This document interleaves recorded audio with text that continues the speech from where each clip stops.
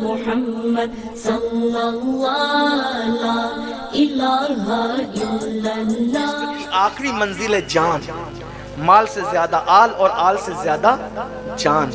अब थोड़ा सा आपने सुन रखा है, लेकिन फकीर कादरी से भी इसको सुन लिया। अपने अल्फाज के जामे में जान से ज्यादा प्यार किया सिद्दीक ने किससे? हुजूर अलैहिस्सलाम से। कैसे प्यार किया?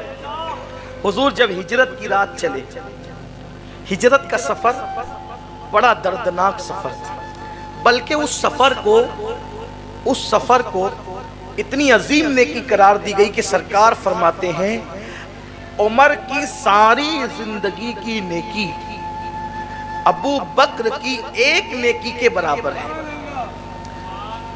बल्कि तकाबुल भी नहीं हो सकता। समझने समझाने के लिए, और वो एक नेकी है हिजरत की रात। आप जानते हैं, शायद आपने इसकी तरफ तवज्जो नहीं की होगी। अब आप कभी मक्का शरीफ जाइए तो बहुत अच्छा सा टाइम लेकर आप गारे सौर जाइए। मेरी गुजारिश है, गारे सौर जाइए टाइम लेकर अच्छा सा, और फिर आज की बनी हुई सड़कों से आप गुजर कर जाएंगे तो आपको शायद उतना एहसास ना हो। आप 1400 साल 1450 साल पीछे का तसव्वुर कीजिए। बल्कि मैं तो आपको ये पैगाम देना चाहता हूँ, जब हज और उम्रा के लिए जाया करें तो आज की तारीख में नहीं रहा करें, 1450 साल पीछे जाया करें। जब आप सही कर रहे हो तो ये तसव्वुर करें कि हुजूर आगे जाने में पीछे पीछे, तो सही का मजा ही कुछ और। ये एक अलग उन्वान है कि हज कैसे करें। एक है अहले अक्ल का हज, और एक है अहले इश्क का हज। अहले इश्क का हज ऐसा है कि तवाफ करते हुए वो तसव्वुरात में हुजूर को देखता है, फिर तवाफ करता है। ये इश्क वालों का हज है, ये एक अलग उन्वान है, इसका छेड़ना यहाँ अभी टाइम नहीं। अल्लाह कभी तौफीक दे, अहले इश्क का हज क्या होता है वो कभी बयान हो इंशाअल्लाह, लेकिन अभी उसका वक्त नहीं। सुनिए, जब सिद्दीक अकबर और हुजूर जब चले तो चूंकि जाना था गार में, ये प्लान पहले से तय था कि किसी गार में, उसी में रुकना ये तय नहीं था, किसी गार में रुकेंगे ताकि दुश्मन ढूंढ डांड करके थक कर बैठ जाए, फिर सफर आगे शुरू किया जाएगा। ये जाहिरी वजह थी, लेकिन हकीकत में ऐसा नहीं था। हकीकत ये थी कि जो दुश्मन खड़ा हो और निगाह निकल जाए और नजर ना आए तो पूरे मदीने का सफर तय हो जाए, दुश्मन को नजर ना आए। जो खड़े हुए दुश्मन को नजर नहीं आ सकता, और ढूंढने वाले दुश्मन को क्या नजर आएगा। लेकिन गार में रुकने का मंशा ये था।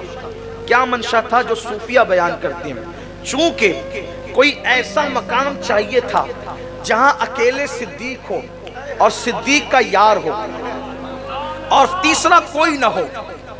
जो सिद्दीक हो और यार हो और तीसरा कोई ना हो, और उसके लिए मक्के की जमीन उसके लिए नहीं थी, क्योंकि वहां जाते तो कोई ना कोई आता।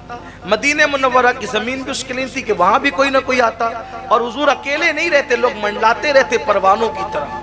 शम्मा को पतंगों ने हर तरफ से घेरा है। कैफियत ये होती सरकार अलैहिस्सलाम की, चारों तरफ से लोग हुजूर के इर्द गिर्द रहते। अब अंदाजा करें आप, लेकिन अब कोई ऐसी जगह चाहिए थी जहां तन्हा अबू बकर और तन्हा हुजूर रहे। लेकिन अब आइए उस कैफियत में पहुंचने से पहले तसव्वुर में आए, दोनों चले तेज तेज, जो है वो पथरीली जमीन से, पैरों में जो है वो खून, पैरों में खून, पथरीली जमीन से। कैफियत ये है, सिद्दीक अकबर ने जब चलते हुए किस किस तरह का अंदाज इख्तियार किया। जब आका चलते तो अबू बकर कभी आगे दौड़ कर चलते, फिर थोड़ी देर के बाद पीछे, फिर दौड़ने लगे, आगे पीछे आगे। सरकार ने उस यार से पूछा, अबू बकर तुझ जैसा संजीदा आदमी कभी आगे कभी पीछे, कभी आगे कभी पीछे। सिद्दीक क्या कहते पता है?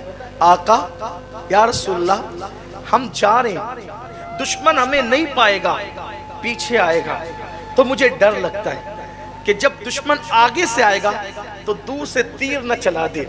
तो जब ख्याल आता है कि आगे से दुश्मन आएगा तो मैं आपके आगे आ जाता हूँ, ताकि जब दुश्मन आगे से तीर चलाएगा तो आप पर तीर ना आए, अबू बकर के सीने पर आ जाए।